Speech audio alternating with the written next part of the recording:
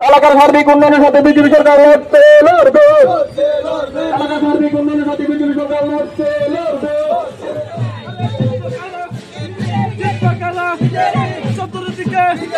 চতুর্দিকে দেশে দেশে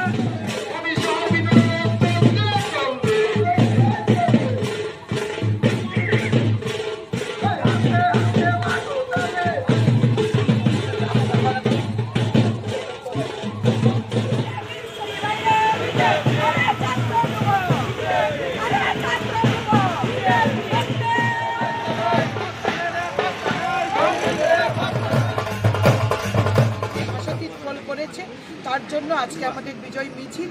আমরা দেশের প্রধানমন্ত্রী নরেন্দ্র মোদীকে এবং আমাদের রাষ্ট্রীয় সভাপতি জেপি নাড্ডাকে এবং আমাদের প্রদেশের মাননীয় মুখ্যমন্ত্রী প্রফেসর ডক্টর মানিক সাহা এবং প্রদেশ সভাপতি তথা রাজ্যসভার সাংসদ রাজীব ভট্টাচার্য মহোদয়কে আমরা ধন্যবাদ জানাচ্ছি এবং ভারতীয় জনতা পার্টি আগামী দিনে ভারতবর্ষের প্রত্যেকটি রাজ্যে যেন ক্ষমতায় আসে তার জন্য আমরা একটা জাগ্রত প্রত্যেকটি মানুষের মধ্যে সেই অনুভব তৈরি করার জন্য আমরা কাজ করছি। ভারতীয় জনতা পার্টি একা 132টি আসনে জয়লাভ করেছে এবং আমাদের যে সহযোগী আমরা টোটাল 230টি আসনে জয়লাভ করেছি। 288-র মধ্যে 230টি আসন আমরা জয়লাভ করতে পেরেছি।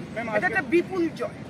আজকের এই বিজয় মিছিলটা কোথা থেকে শুরু হইতেছে এবং আমাদের মন্ডল প্রাঙ্গণ থেকে আমরা এই মিছিল শুরু করে তেলিয়ামুড়ার রাজপথ দিয়ে আমরা একদম পুরো যে আমাদের ওয়ান ওয়ে আছে ওয়ান ওয়ে ঘুরে আমরা মন্ডলে এসে এখানে শেষ করি। আজকে বিজয় মিছিল থেকে বিরোধীদের কি বার্তা দিতে চাই?